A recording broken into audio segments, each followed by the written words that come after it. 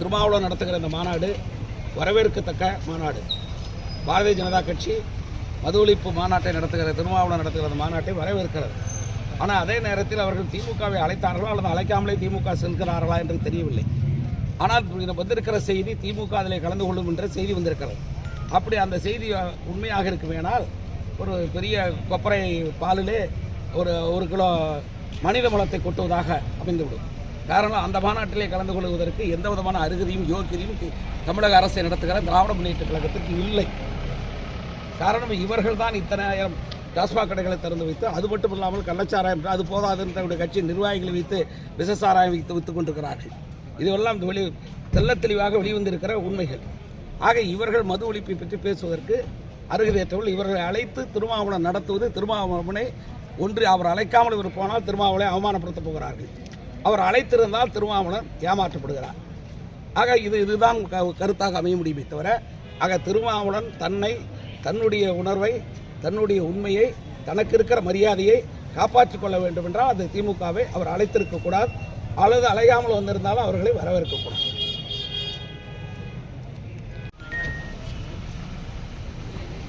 சுதந்திர தின வரலாற்றை மாற்றி எழுத பார்க்கிறது. அப்படி மாற்றி எழுதினால் திமுக வீரியத்தோடு போராடும் என்று துரைமுருகன் சொல்லியிருக்கிறார். பரவாயில்லை, துரைமுருகனுக்கு இப்பொழுதாவது வீரியம் வந்திருக்கிறது.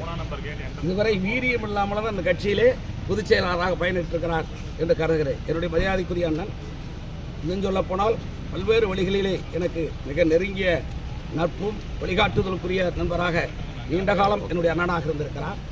அவரிடமிருந்து இப்படிப்பட்ட ஏதோ தலைமையை திருப்தி செய்வதற்காகவோ அல்லது கட்சிக்குள்ளே அவருக்கு எழுந்திருக்கிற பிரச்சனைகளிலிருந்து சரி கட்டிக் கொள்வதற்காகவோ இதை சொல்லியிருக்கிறார் என்று கருதுகிறோம். மத்திய அரசு சுதந்திர போராட்ட வரலாற்றை எழுதுவதற்கு, புதுப்பிப்பதற்கு புதிய குழுவை அமைத்திருக்கிறார். அந்த குழுவில் எல்லோரும் தங்களுடைய கருத்துக்களை சொல்லலாம். அந்த குழு எதற்காக அமைக்கப்பட்டிருக்கிறது என்றால், பல்வேறு காலகட்டத்தில் சுதந்திரத்திற்கு பின்பு ஆட்சிக்கு வந்தவர்கள் காங்கிரஸ் கட்சி, அவர்கள் பங்கு பெற்ற சுதந்திர போராட்டத்தை மட்டுமே அவர்கள் அதிலே பதிவு செய்திருக்கிறார்கள். இது இல்லாமல் பாலகங்காதர் திலகர் இருக்கிறார், கோபாலகிருஷ்ண கோகலே இருக்கிறார். ஆக இவர்களெல்லாம் இருக்கிற காலம் சுதந்திர போராட்ட காலம் இல்லையா? ஏன் தமிழ்நாட்டு வரலாற்றிலேயே திருப்பூர் குமரனுடைய பாடத்திட்டத்தினுடைய பள்ளி பாடத்திட்டத்திலிருந்து எடுக்கப்பட்டிருக்கிறது. திருப்பூர் குமரனுடைய வரலாறு எடுக்கப்பட்டிருக்கிறது. ஆகவே பன்னெடுங்காலமாக இதற்காக உழைத்தவர்கள் வரலாறுலாம் எடுக்கப்பட்டிருக்கிறது. ஆக அவைகளெல்லாம் புதுப்பிப்பதற்காகத்தான் ஆங்கிலேய ஏகாதிபத்தியத்தை எதிர்த்து போராடியவர்கள் தீரன் சின்னமலையுடைய வரலாறு எங்கே, அப்புறம் நம்முடைய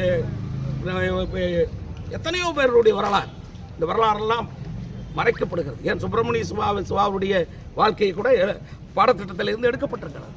எந்த பாடத்திட்டத்திலையும் சுப்பிரமணிய சிவாவுடைய வரலாறு எழுதப்படவில்லை. அவர் இந்த நாட்டுக்காக, சுதந்திரத்துக்காக, இந்த உலகத்திற்காக உழைத்த அந்த உழைப்பு எழுதப்படவில்லை. இவைகளெல்லாம் மாற்றி எழுதவில்லை. என்ன தவறு? ஆக இதை மாற்றுவதை தவறு என்று சொல்பவர்கள் மவுண்ட்பேட்டனை பற்றியும் மற்றவர்களை பற்றியும் வரலாறு எழுதி கொண்டிருக்கிற இந்த காலத்தை மாற்ற வேண்டும் என்பதுதான் இந்திய அரசு. இதற்காக வீரியம் கொண்டு திமுக போராடும் என்றால் இவருடைய வீரியத்தை பலதரம் பார்த்து விட்டோம். பேரரசில் இந்திய பேரரசை நடத்தி கொண்டிருப்பவர்கள் பலதரம் இவருடைய வீரியத்தை பார்த்து விட்டார்கள். இதையும் பார்ப்பார்கள். சார், தருமபுரி மாவட்டத்தில் கனிமவள கொள்ளைக்கு எஸ்ஆர் குரூப்ஸ் ஒரு கரூர் கம்பெனி இறங்கியிருக்காங்க. அதை பற்றி முழு விவரம் எனக்கு தெரியாது. முழு விவரம் தெரிந்தால் அதை பற்றி சொல்லுகிறேன்.